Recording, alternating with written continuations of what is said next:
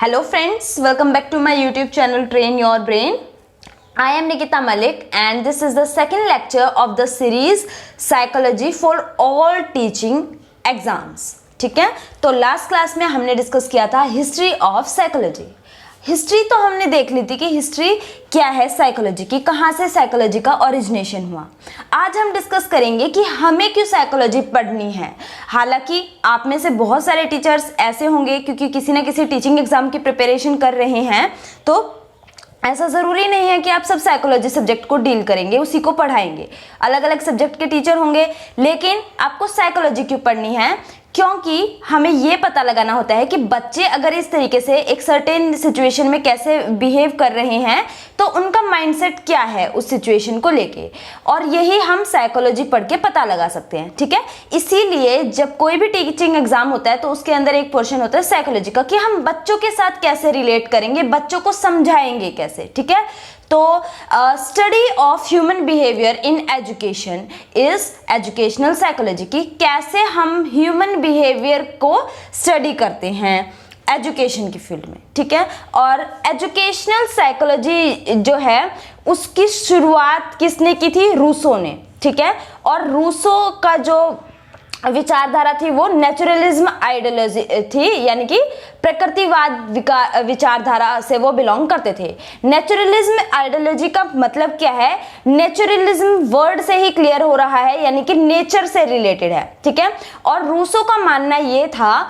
कि नेचर ही सब कुछ है, भगवान में या धर्म में वो विश्वास नहीं रखते थे. उनका मानना ये था कि जो भी है हमें इस धरती से ही मिला है और इस धरती में ही हमको एट द एंड मिल जाना है. तो इसीलिए वो भगवान में विश्वास नहीं रखते थे बल्कि नेचर में विश्वास करते थे, नेचर की पूजा करते थे. उनका मानना ये था कि बच्चों को उनके इंटरेस्ट के अकॉर्डिंग पढ़ाना चाहिए, उनकी कैपेबिलिटीज क्या हैं और वो कौन सी स्टेजेस में है. स्टेजेस को हम आगे डिटेल में देखेंगे कि चाइल्ड की कितने, हमारी जो ह्यूमन लाइफ है उसकी कितनी स्टेजेस हैं. ठीक है, तो बच्चे के इंटरेस्ट, उसकी कितना उसके अंदर कैपेबिलिटी है और वो कौन सी स्टेज में है, इन सब चीज़ों को ध्यान में रखते हुए ही हम बच्चे को पढ़ाएं तो उसके लिए बेटर होगा, वो ज़्यादा अच्छे से अंडरस्टैंड कर पाएगा. ठीक है, और E.L. थॉर्नडाइक जो कि फादर ऑफ एजुकेशनल साइकोलॉजी थे. ठीक है, एजुकेशनल साइकोलॉजी की फील्ड में थॉर्नडाइक का बहुत बड़ा योगदान रहा है. जो रूसो का सोचने का तरीका था नेचुरलिज्म आइडियोलॉजी के बेस्ड, उसके कारण शिक्षा की फील्ड में, एजुकेशन की फील्ड में बहुत बड़ा चेंज हुआ, एक पॉजिटिव चेंज आया, सुधार होता गया. और इसी के चलते 20th सेंचुरी में थॉर्नडाइक और जॉन डीवी जैसे कुछ हमारे साइकोलॉजिस्ट थे जिन्होंने शिक्षा की फील्ड में काफ़ी अपना योगदान दिया. ठीक है, और थॉर्नडाइक का विचारधारा थी, थॉर्नडाइक का ये बिलीफ था कि जो एजुकेशन है वो चाइल्ड सेंट्रिक होनी चाहिए. वही अगेन रूसो वाला थॉट प्रोसेस कि उस बच्चे का इंटरेस्ट क्या पढ़ने में है, वो कितना, उसका मेंटल लेवल क्या है कि कितना उसको समझ में आ सकता है. अगर एक छोटा बच्चा जिसको ABCD भी नहीं आती और आप उसको ग्रेविटेशनल लॉ समझाने लगेंगे तो उसको नहीं समझ में आएगा. तो वही सिंपल सी बात है कि बच्चा कितना समझ सकता है उस बेसिस पे बच्चे को पढ़ाया जाए. और इसीलिए थॉर्नडाइक ने उस फील्ड में काफ़ी काम किया और जिसकी वजह से उन्हें फादर ऑफ एजुकेशनल साइकोलॉजिस्ट माना जाता है. और अब हम देखते हैं एजुकेशनल साइकोलॉजी क्या है, क्योंकि हमें एजुकेशन से ही रिलेटेड साइकोलॉजी को डिस्कस करना है. तो देखेंगे एजुकेशनल साइकोलॉजी क्या है. Educational psychology is a branch of psychology that deals with teaching and learning, क्योंकि हमारा सारा फोकस जो है वो टीचिंग प्रोसेस की तरफ होगा और साथ में जो हम बच्चों को पढ़ाएं वो बच्चों को समझ में भी आए, यही हमारा मेन ऑब्जेक्टिव होगा. तो एजुकेशनल साइकोलॉजी इस चीज़ से डील करती है कि टीचिंग और लर्निंग कैसे बेटर की जाए, टीचर कैसे मॉडिफाई करे ताकि जो लर्नर है उसको ज़्यादा अच्छे से समझ में आए. ठीक है, और बच्चे का क्या बिहेवियर है उससे ये टीचर को पता लगेगा कि बच्चे को ये चीज़ समझ में नहीं आई. और यही सारी चीज़ें मिला के क्या बनती है? Educational psychology. मॉडिफिकेशन, अगर बच्चे को नहीं समझ में आ रहा तो क्यों समझ में नहीं आ रहा, उसके लिए टीचर क्या क्या स्टेप उठा सकती है, और फिर वो उन स्टेप को उठाने के बाद क्या बच्चे को समझ में आया, तो इस तरीके से टीचर अपनी टीचिंग में प्रो हो सकता है और अच्छा सीख सकता है, और लर्निंग भी इजी हो जाती है क्योंकि बच्चे को इजीली समझ में आए, यही हमारा मेन ऑब्जेक्टिव होना चाहिए। And bringing overall development of his personality, और जो मेन ऑब्जेक्टिव है एजुकेशन का वो डेवलपमेंट इन पर्सनैलिटी, ठीक है ना, बच्चे की पर्सनैलिटी पे उस चीज को सीख के क्या असर पड़ा, यही मेन ऑब्जेक्टिव रहेगा। ठीक है, अब नेचर ऑफ एजुकेशनल साइकोलॉजी, ये चीज हमने पहले भी डिस्कस की थी लास्ट क्लास में कि एजुकेशनल साइकोलॉजी या साइकोलॉजी का जो मेन नेचर है वो कैसा है, साइंटिफिक। साइंटिफिक का मतलब क्या है, उसके अंदर देखो ओवरऑल डेवलपमेंट होनी चाहिए, उसके अंदर बिहेवियरल चेंज होने चाहिए। ठीक है, हमने बच्चे को एक चीज समझाई, उससे बच्चे की मान लो हमने उसको बताया कि सोसाइटी में आपको कैसे बिहेव करना है, अब बच्चा उस चीज से कितना समझ पाया, किसी के साथ वो लड़ रहा है, किसी के साथ वो बहुत प्यार से बोल रहा है, तो कहाँ फिर हमें चेंजेस की जरूरत है कि अगर वो लड़ रहा है तो क्यों लड़ रहा है, तो उसके अंदर क्या क्या पॉजिटिव चेंजेस आए और क्या क्या नेगेटिव चेंजेस आए। ठीक है, फिर उन चीजों को प्रैक्टिकली सॉल्व किया जाए कि किस तरीके से इसके अंदर चेंज किया जाए कि बच्चा इसको पॉजिटिव वे में ले। उसके अलावा सोशल साइंस भी, ये भी एक नेचर है साइकोलॉजी का, क्योंकि सोशल एनवायरनमेंट, एक होता है सोशल स्टडीज जो कि एक सब्जेक्ट है, लेकिन सोशल साइंस यानी कि हम किसी के साथ कैसा बिहेव करते हैं सोसाइटी के अंदर, वही सोशल साइंस है, और ओवरऑल एक साइंटिफिक अप्रोच ये है। ठीक है, अब एम क्या है एजुकेशनल साइकोलॉजी का, सबसे पहला तो एम यही है कि लर्निंग प्रोसेस अच्छे से हो, फिर लर्निंग सिचुएशन क्रिएट की जाए, अलग अलग मेथड को यूज करके बच्चों को पढ़ाया जाए, फिर उसके अंदर एक्सपीरियंस लेके आया जाए, एक्सपेरिमेंट किए जाएं, बहुत सारे टीचिंग सिचुएशंस देखी जाएं, और इस प्रोसेस को इवेल्युएट जरूर किया जाए कि क्या ये इफेक्टिव है या इसके अंदर कुछ चेंजेस की जरूरत है। अगर चेंजेस की जरूरत है तो उन चेंज को करने के बाद दोबारा से चेक किया जाए कि सही तरीके से लर्निंग प्रोसेस कंप्लीट हो रहा है या नहीं हो रहा। ठीक है, तो अब हम डिस्कस करेंगे अप्रोचेस ऑफ साइकोलॉजी या फिर schools of psychology. Last class में भी हमने हिस्ट्री डिस्कस की थी, तो उसमें ये इनका हमने थोड़ा थोड़ा एक हिंट ले लिया था, आज हम थोड़ा सा और डिटेल में इसको देखेंगे। सो फर्स्ट स्कूल जो है या फिर फर्स्ट जो अप्रोच है वो है स्ट्रक्चरलिज्म। ठीक है, जिसको हिंदी में संरचनावादी उपागम भी कहते हैं। अब इसके फाउंडर हम लास्ट क्लास में डिस्कस कर चुके हैं, विल्हम वुंड। विल्हम वुंड ने इनका जो प्रोस्पेक्टिव था वो ये था कि क्या दिमाग का जो बिल्डिंग ब्लॉक्स हैं, यानी कि दिमाग के अंदर छोटी छोटी यूनिट्स हैं, वो किस तरीके से काम करती है, इस चीज पे उनका फोकस था। इंट्रोस्पेक्शन ऑफ माइंड, कि माइंड किस तरीके से काम करता है, इस बात पे ध्यान दिया जाए। इनका फोकस था स्टडी ऑफ माइंड पे, और माइंड में भी स्ट्रक्चर कैसा है माइंड का, इस चीज की स्टडी की जाए, ये इनका मेन ऑब्जेक्टिव रहा था। ठीक है, इन्होंने फर्स्ट लैब ओपन की थी लिप्जिंग में, जो कि जर्मनी में है, और 1879 में इन्होंने लैब ओपन की थी। ठीक है, तो इनका जो मेन ऑब्जेक्टिव था कि मन जो है उसकी संरचना कैसे होती है या वो कैसे प्रोसेस में आता है, कैसे काम करता है, इस चीज का उन्होंने एनालाइज किया था। उसके जो एक्सपेरिमेंट थे विल्हम वुंड के, वो फोकस करते थे हमारे थॉट प्रोसेस पे, फीलिंग पे, सेंसेशन और कॉन्शियसनेस पे फोकस थे। ठीक है, नेक्स्ट इज फंक्शनलिज्म अप्रोच, यानी कि प्रकार्यवाद उपागम। तो जो फंक्शनलिज्म अप्रोच है, इसके जो फाउंडर थे वो थे William James. William James is the founder of functionalism approach, functionalistic school के ये फाउंडर रहे हैं।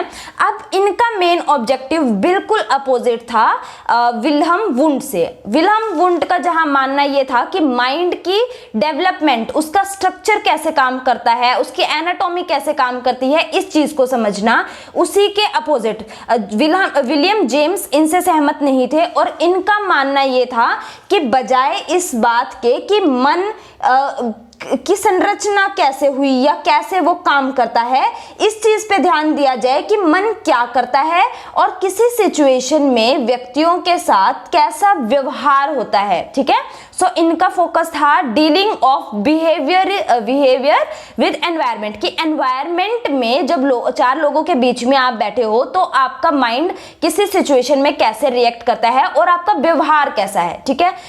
ये इससे थोड़ा ज्यादा, क्योंकि माइंड के अंदर क्या हो रहा है हम नहीं देख सकते, वो एक बहुत लंबा प्रोसेस है कि हमें बहुत टाइम बाद उसके रिजल्ट दिखाई देंगे। बट अगर जो हमारा बिहेवियर के ऊपर फोकस किया जाए कि उसको फंक्शन में लेके आए कि आप क्या क्या उससे रिस्पॉन्स करते हैं, ठीक है। फंक्शनलिज्म का मतलब ही क्या है कि एक सिचुएशन आपको दी है तो आप उसमें कैसे काम कर रहे हैं, वो चीज लागू की जा रही है, उसको फंक्शनलिज्म बोलेंगे, ठीक है। तो अगर आपको एक सिचुएशन में आप डाल दिए गए हैं और आपको 4 लोगों के बीच में बैठना है, कुछ है, तो आपके इमोशन, आपने क्या बिहेव किया, आप हंसे, रोए, आपने गाना गाया, वो सब दिखाई देगा, ठीक है। तो उसकी तरफ विलियम जेम्स ने फोकस किया और इन्होंने स्ट्रक्चर ऑफ माइंड को कंप्लीटली नेग्लेक्ट किया कि उसकी हमें जरूरत नहीं है स्टडी करने की, वो अपने आप जो चीजें होती हैं अंदर माइंड में उनका हम कुछ नहीं कर सकते, पर आदमी कैसे रिस्पॉन्ड कर रहा है उस चीज को हम फोकस कर सकते हैं। Focused on adaptation of human mind, कि ह्यूमन माइंड कैसे चीज़ों को सीख रहा है, इस चीज़ पे फोकस किया जाए टू डिफरेंट इन्वायरमेंट, अलग अलग इन्वायरमेंट में, and understanding the activities and functions of mind, और ये समझा जाए कि माइंड में किस सिचुएशन में कैसे माइंड हमारा एक्टिव होता है और कैसे काम करता है, वो कैसे एक्टिविटीज परफॉर्म करता है, क्या क्या माइंड के फंक्शन है, इन चीजों पे फोकस किया। Alright, so next school we have is behaviourism school और बिहेवियरलिज्म अप्रोच, जिसको हिंदी में कहा जाता है व्यवहार उपागम। अब देखो, बिहेवियर से ही बहुत क्लियर है कि ये हमारे व्यवहार, हम कैसा रिस्पॉन्स करते हैं किसी भी चीज को लेकर, उसके ऊपर बेस्ड होगा, ठीक है। तो ये वाला जो स्कूल था, इसके फाउंडर रहे हैं हमारे जॉन वॉटसन, ठीक है। बिहेवियरिज्म जो स्कूल है उसके फाउंडर हैं जॉन वॉटसन, और इनका फोकस था ऑब्जर्वेशन ऑफ बिहेवियर पे, यानी कि बिहेवियर को ऑब्जर्व करके हम पता लगा सकते हैं कि बच्चे को समझ में आ रहा है या नहीं आ रहा, ठीक है। जॉन वॉटसन का मानना ये था कि स्टिमुलस इज वेरी इंपॉर्टेंट। अगर हम इनका मानना ये था कि अगर स्टिमुलस देंगे तो उसका रिस्पॉन्स जरूर आएगा, ठीक है। अगर हम किसी को स्टिमुलस देते हैं तो जो भी वो रिस्पॉन्ड कर रहा है जिस भी सेंस में, उस रिस्पॉन्स से ही वो सीखेगा अपने आप, ठीक है। ऑब्जर्व करना है हमें बच्चे का बिहेवियर। हम मान लो एक बच्चे को मार रहे हैं तो उसको पता है कि अगर अब जैसे एक छोटे बच्चे को ले लेते हैं, वो शैतानी कर रहा है तो मम्मी उसको डांट रही हैं, मम्मी बोल रही है मार दूंगी, बच्चा नहीं डर रहा, ठीक है, क्योंकि उसको अब पता लग चुका है कि एक टाइम आएगा जब मम्मी मारेंगी, उससे पहले तो ऐसे ही डराने की कोशिश करेंगी। तो बच्चे ने सीख लिया, बच्चा अपने आप उस टाइम सीधा हो जाएगा जब पता है कि अब मम्मी गुस्से में है और अब छोड़ेंगे नहीं। तो उसको हमने स्टिमुलस दिया, बार बार बोल रहे हैं कि मैं मार दूंगी, पर मारा नहीं, तो बच्चे को पता है अभी हमें ऐसे ही मस्ती करते रहना है। जैसे ही मम्मी डंडा लेके खड़ी हो गई तो बच्चे को पता लग गया बस अब पिटाई हो जाएगी, तो उसने उस चीज से समझ ली और फिर वो शैतानी नहीं करेगा। तो बच्चे का बिहेवियर ही समझाएगा, ठीक है। ये जॉन वॉटसन का मानना था। नेक्स्ट इज कॉग्निटिविज्म स्कूल और कॉग्निटिव अप्रोच या संज्ञानवादी उपागम। कॉग्निटिव का मतलब कॉग्निशन होता है हमारा माइंड, ठीक है, हमारी मेंटल एक्टिविटीज या मेंटल कैपेबिलिटीज, ठीक है। जब हम कोई भी एक्टिविटी करते हैं तो उसमें हम अपने माइंड का यूज करते हैं। कॉग्निशन को हम सिंपल लैंग्वेज में माइंड कह सकते हैं, ब्रेन कह सकते हैं। तो जब हम कोई भी एक्टिविटी करते हैं तो उसके अंदर हम किस चीज का यूज कर रहे हैं, अपने माइंड का। कॉग्निशन का मतलब क्या होता है, हमारी मेंटल रिस्पॉन्स, ठीक है, कि कोई सिचुएशन दी तो हम उसमें हमारा क्या रिएक्शन आ रहा है दिमाग से, ठीक है, उसको हमने बोला कॉग्निशन। और इसी फील्ड में इस गेस्टाल्ट साइकोलॉजी हम कह सकते हैं कि एक टर्म है जिसको हम और डिटेल में आगे पढ़ेंगे। तो ये भी कॉग्निशन से ही रिलेटेड है, ठीक है। अब जो गेस्टाल्ट साइकोलॉजी है, इनके फाउंडर हैं वर्दीमेर, मैक्स वर्दीमेर और इसमें और भी पीपल शामिल हैं, जैसे स्कूल के जो मेंबर हैं, कर्ट, कॉफका, कोहलर, वर्देमेर, लुइस और भी, ठीक है। बट जो इसके फाउंडर हैं वो वर्देमेर हैं। अब गेस्टाल्ट का मतलब क्या है?